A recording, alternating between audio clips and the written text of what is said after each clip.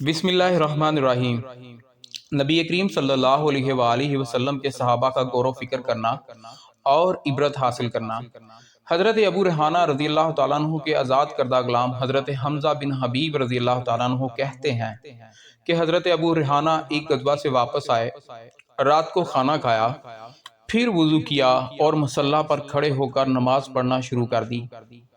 ایک سورت پڑھنے لگے اور نماز میں ایسے مگن ہوئے کہ ان کی فجر کی اذان ہو گئی۔ ان کی بیوی نے کہا، اے ابو ریحانہ، آپ غزوہ میں گئے تھے جس میں آپ خوب تھک گئے تھے، پھر آپ واپس آئے تو کیا آپ پر ہمارا کوئی حق نہیں ہے اور آپ کے اوقات میں ہمارا کوئی حصہ نہیں ہے؟ انہوں نے فرمایا، ہے، لیکن اللہ کی قسم تم مجھے یاد آتی تو تمہارا مجھ پر حق ہوتا۔ ان کی بیوی نے پوچھا، تو آپ کس چیز میں اتنے زیادہ گم ہو گئے تھے؟ فرمایا، اللہ تعالیٰ نے جنت اور اس کی لذتوں کا جو بیان فرمایا ہے، میں انہیں سوچنے لگ گیا تھا، بس اسی میں فجر کی اذان کان میں پڑی۔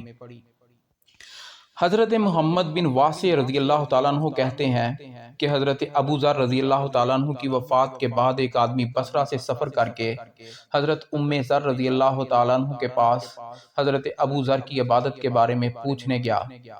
چنانچہ اس آدمی نے حضرت ام ذر کی خدمت میں حاضر ہو کر کہا، میں آپ کی خدمت میں اس لیے آیا ہوں تاکہ آپ مجھے حضرت ابو ذر کی عبادت کے بارے میں بتائیں۔ انہوں نے بتایا کہ وہ سارا دن تنہائی میں بیٹھ کر غور و فکر کرتے رہتے تھے۔ حضرت عون بن عبداللہ بن عتبہ کہتے ہیں کہ میں نے حضرت ام دردہ رضی اللہ تعالیٰ عنہ سے پوچھا کہ حضرت ابو دردہ رضی اللہ تعالیٰ عنہ کا سب سے افضل عمل کون سا تھا؟